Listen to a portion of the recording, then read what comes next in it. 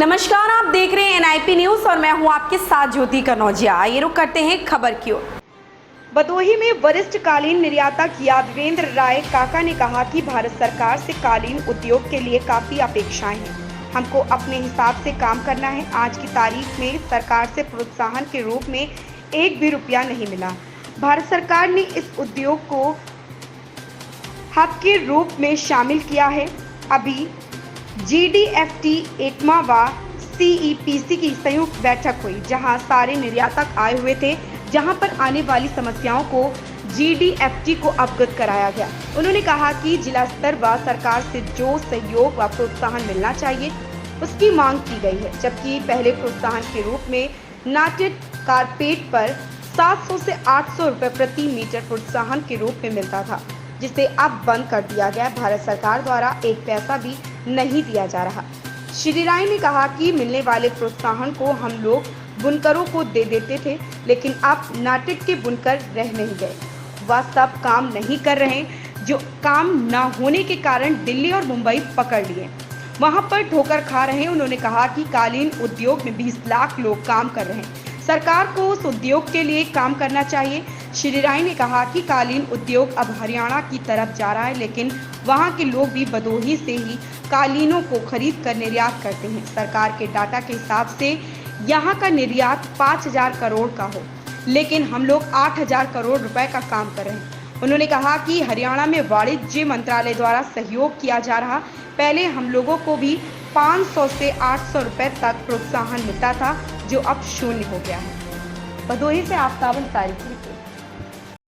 हाँ सर, बताएं कालीन उद्योग को बढ़ावा किस तरह से सरकार से आप अपेक्षाएं रखते हैं, और कालीन उद्योग के बारे में आप थोड़ा रोशनी डालें। देखिए, कालीन का उद्योग के बारे में सरकार से तो बहुत अपेक्षाएं हैं, लेकिन हमको अपने बल पे भी काम करना है। सरकार ने तो आज के डेट में इंसेंटिव के नाम पे, प्रोत्साहन के नाम पे 1 रुपया भी नहीं दे रही है। और अभी हमारा ज़िला भारत सरकार ने एक्सपोर्ट हब में सेलेक्ट किया हुआ है। अभी DGFT की और एकमा की और CPC की जॉइंट मीटिंग हुई थी। सारे एक्सपोर्टर्स आए हुए थे, जो भी इंडस्ट्रीज़ के प्रॉब्लम थे हम लोग DGFT को बताए थे। और हमारे इसमें यह जिला स्तर से और स्टेट से, मेन स्टेट से जो इंसेंटिव मिलेगा, इंसेंटिव क्या, जो प्रोत्साहन मिलेगा, जो इंफ्रास्ट्रक्चर मिलेगा, उसके लिए हमारे हिसाब से बहुत ही अच्छा है। सर, कालीन उद्योग किस तरह से बढ़े, जो आज कई वर्षों से मंदी छाई हुई है, इससे कैसे उबरा जा सकता है? देखिए, ऐसा है ना कि पहले हम लोग को प्रोत्साहन के रूप में करीब 700-800 रुपये पर स्क्वायर मीटर के हिसाब से नाटेड कारपेट्स पे मिलते थे। अब वो बंद हो गए। एक भी पैसा भारत सरकार की तरफ से हम लोग को नहीं मिल रहा है, जिसपे कि हम लोग बुनकरों को देते थे। अब बुनकर अब है ही नहीं है। अब नाटेड के बुनकर सब, जो उनके बच्चे थे, अब वो सब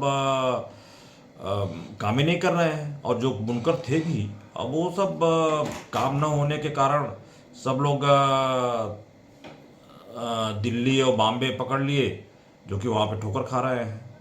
तो अभी सरकार से हम लोग की उम्मीद यही है कि कारपेट उद्योग के लिए खासकर अगर नहीं करेंगे, 20 लाख लोग जुड़े हुए हैं हमसे, और आज हमारा बिजनेस जो है सारा हरियाणा की तरफ मूव कर गया, मूव करता जा रहा है। तब पर भी हमसे अभी करीब 5000 करोड़ का भारत सरकार के डाटा के हिसाब से, लेकिन हम लोग करीब 8000 करोड़ के आसपास का बिजनेस करते हैं, जो कि हमसे खुद जो है हरियाणा के लोग, पानीपत के लोग कारपेट खरीद के लेके जाते हैं हम लोगों से, और वहाँ से एक्सपोर्ट करते हैं, क्योंकि वहाँ पे उनको स्टेट गवर्नमेंट और कॉमर्स मिनिस्ट्री ये सब काफ़ी सहयोग देते हैं। अब हमारे यहाँ तो एकदम 0/0 है, कुछ है ही नहीं है।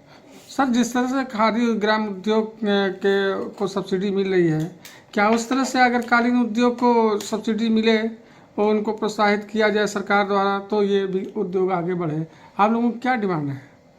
देखो, बिल्कुल आप सही कह रहे हैं कि सब्सिडी जहाँ पे प्रोत्साहन शुल्क के नाम पे, जहाँ पे पहले 500, 700, 800 रुपये पर स्क्वायर मीटर के हिसाब से मिलते थे, आज वहाँ पे 0। ऐसी खबर से जुड़े रहने के लिए आप देखते रहिए NIP न्यूज।